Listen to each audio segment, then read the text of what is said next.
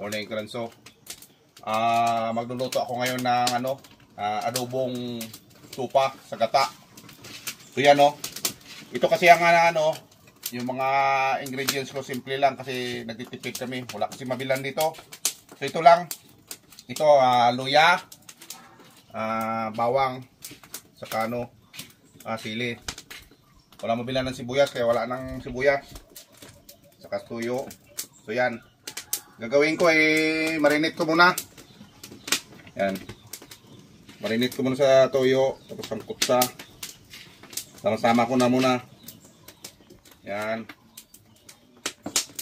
Dagdagan natin konti. Yan.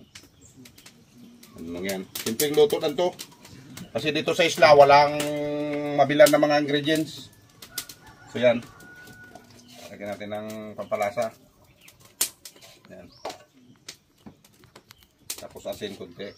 Kasi may tuyo na Tapos lagyan natin ng asukar para ng lasa. So yan. Yan na natin. Isang kutsa ko na. Yan.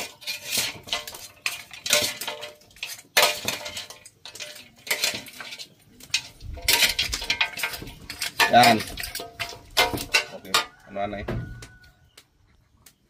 ito Ilagay na natin tong bawang at saka mga direct na to kasi nalaga na to, napalambot ko na yung karne. Yan. Yan. Yan. Okay.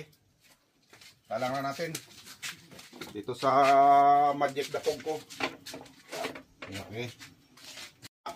Yan pala. Magpahabol tayo ng paminta.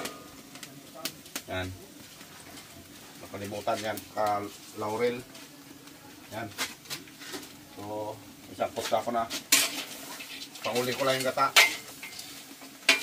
Yan Ayan. So, medyo tuyo na siya. Wala ng tubig. So, yan. Maglagay na ako ng gata. Pang paano to yan Puro yan. 5 piraso to.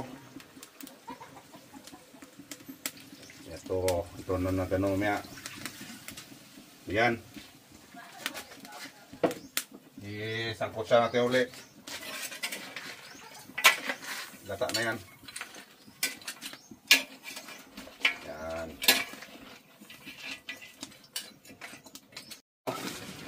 Ng suka. Ayan. Okay. Sukang tuba. Yan Karanso, tuyo na yung gata. Mula-mula na. Okay. Yan. Yan. Luto na yung ang adobong tupa sa sa gata. Yan. Yan Karanso. Thank you for watching. Kain na tayo.